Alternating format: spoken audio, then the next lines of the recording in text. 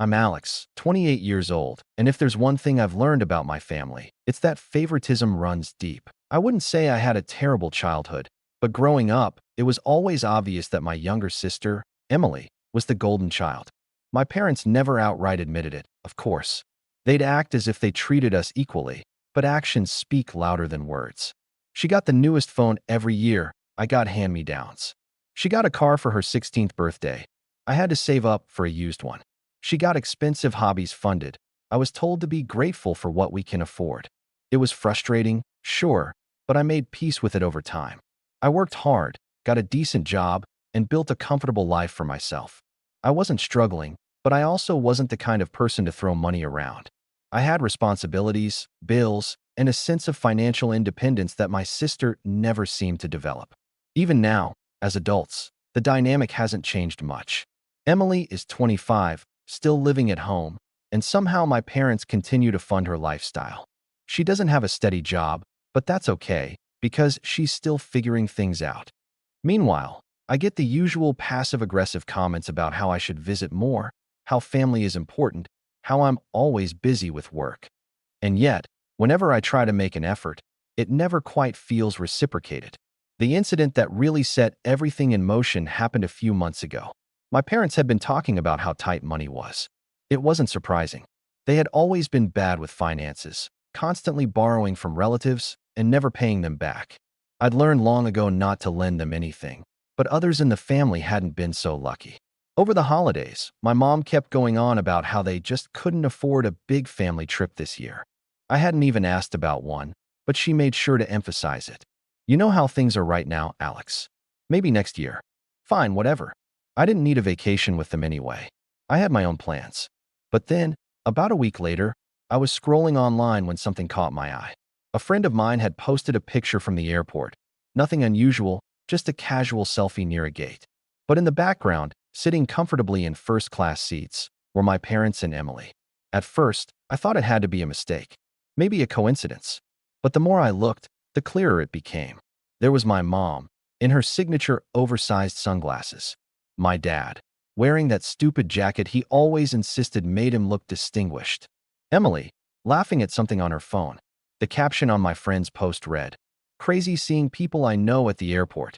Hope y'all have an amazing trip." My stomach tightened.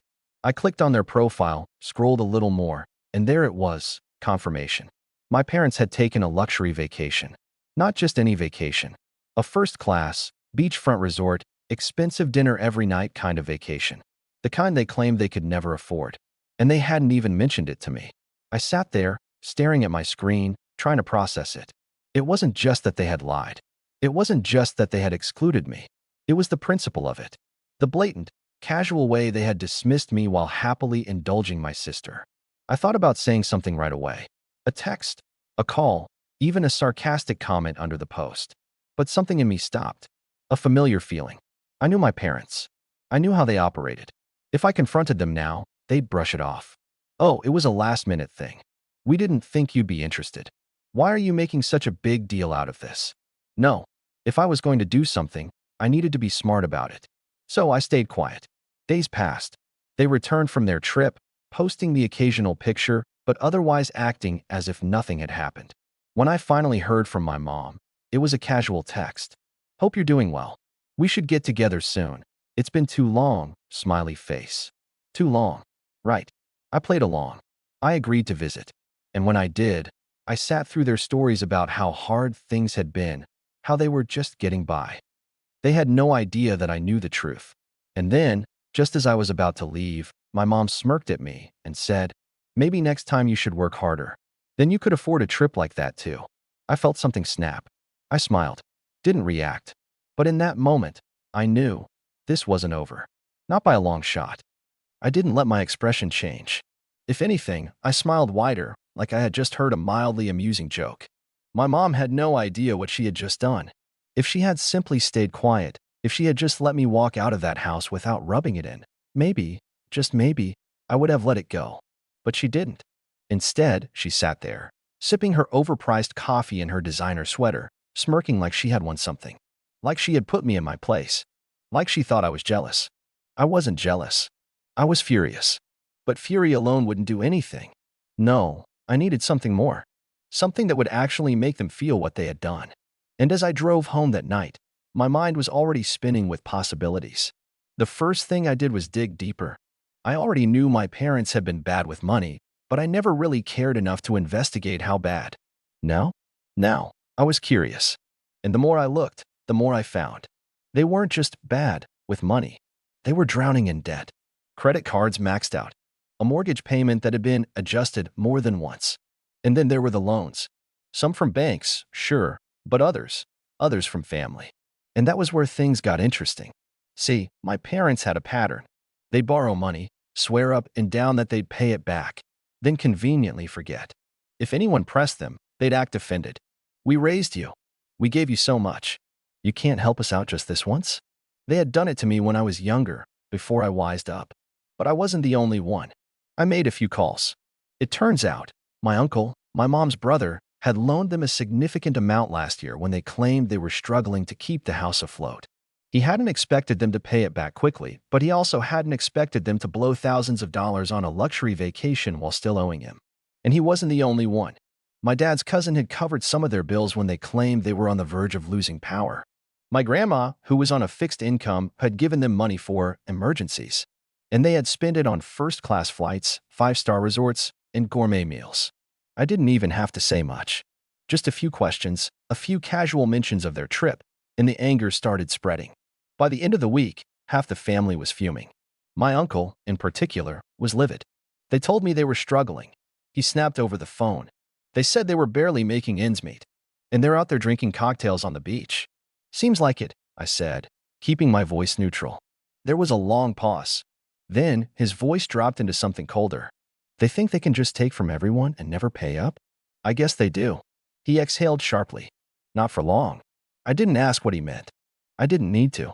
By the time the next family gathering rolled around, the tension was thick enough to cut with a knife. I hadn't planned to go at first. I wanted to wait, to let things simmer, but curiosity got the best of me. I needed to see it unfold. And, oh, did it unfold? It started subtly. A few side eyes. Some hushed conversations that stopped the moment my parents walked into the room. My mom, always the social butterfly, noticed immediately. She frowned, glancing at me like I was supposed to explain it. I just smiled. Then, my uncle approached. So, he said, loud enough for everyone to hear, "How was the vacation?" My mom blinked. Vacation? Yeah, the luxury resort. The first-class flights. His voice was sharp, his smile sharper. Must have been nice, spending all that money while still owing family thousands of dollars. Silence. Dead, heavy silence. I watched my mom's face shift, confusion, realization, panic. My dad opened his mouth, then closed it again, like he was trying to come up with a way to spin this. It was a gift, my mom finally said. Emily's friend had a timeshare, and cut the lies, my uncle snapped. You lied. You took money from us, claimed you needed help, then blew it on yourselves. He looked around the room. And guess what? We're done. No more handouts. No more loans. You want to live like royalty? Figure it out yourselves. My parents started backtracking, begging. My dad swore they meant to pay everyone back. My mom tried to twist it into a guilt trip.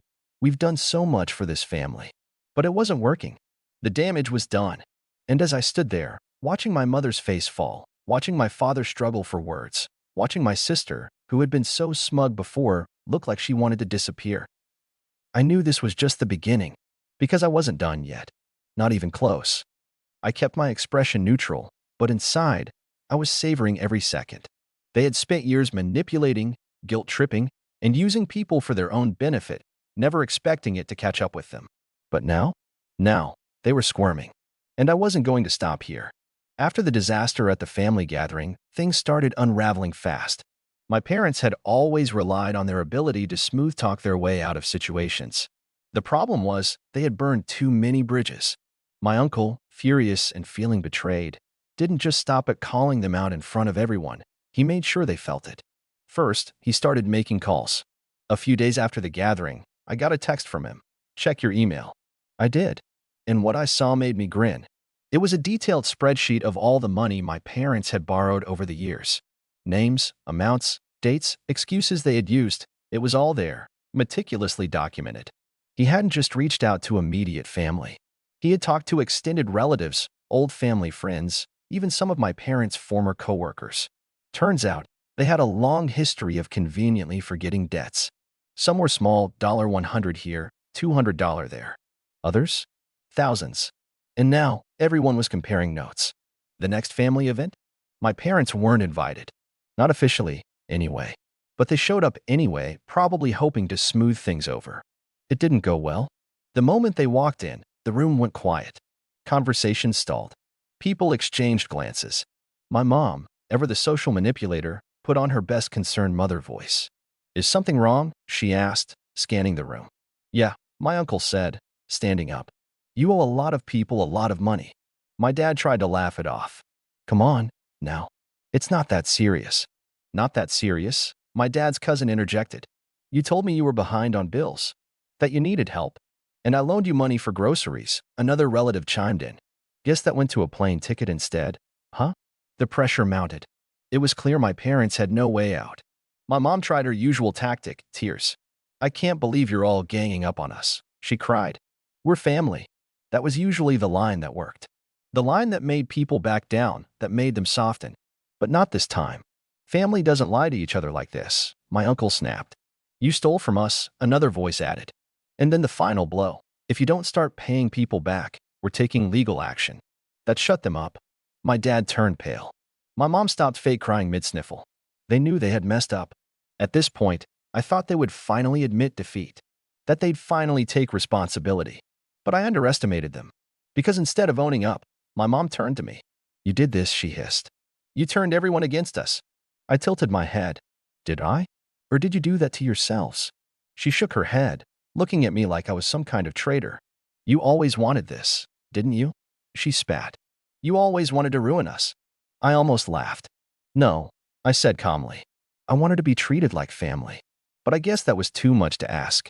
At that, my dad grabbed my mom's arm and practically dragged her toward the door. My sister followed, looking down, avoiding eye contact with everyone. For once, she wasn't smirking. When they left, the room exhaled. People started talking again, shaking their heads, exchanging stories. And I realized something.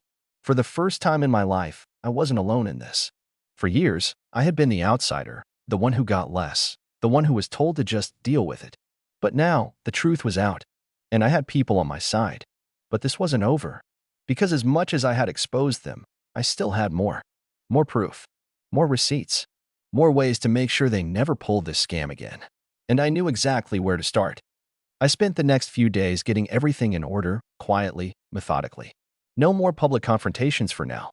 This wasn't a quick fix, and I needed to make sure the damage I caused was felt for real. It was time to dig deeper.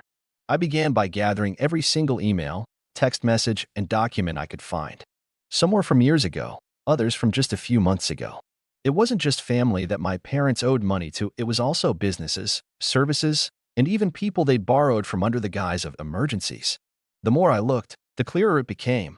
My parents had built their life on lies and borrowed money. And it wasn't just about getting back at them now. It was about making sure no one ever took advantage of family like this again. One evening, I sat at my desk, a cup of coffee cooling beside me, as I sifted through my parents' old bank statements and phone bills. I knew what I was looking for, and soon enough, I found it. A series of large transfers that didn't add up. They were marked as family loans, but didn't show any record of repayment. In fact, they didn't even mention what the money was for. It was all just vague descriptions: personal emergency, medical costs, and, the kicker, investment opportunity. I couldn't help but scoff at that one. I printed out the documents and placed them neatly in a folder. That wasn't all. I still had more emails from old acquaintances who had lent them money when they promised it would only be a short-term thing. I even found a thread with my parents discussing how to fix their financial situation by borrowing from relatives and putting off paying bills for a few more months. It was all right there. And soon, it would be in the hands of anyone who could do something about it. Then came the next step, presenting everything. I reached out to my uncle, the one who had been so vocal during the family event.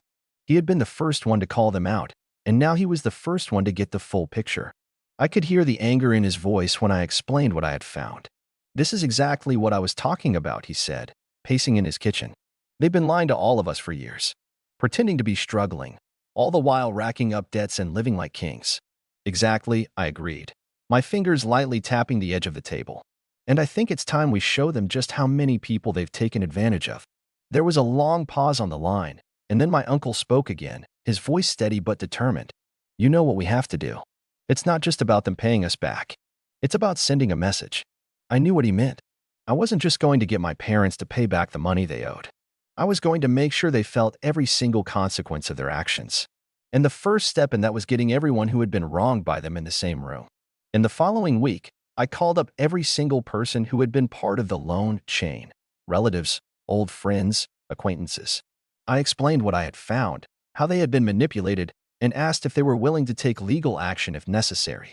I expected some hesitation, maybe even a few people backing out.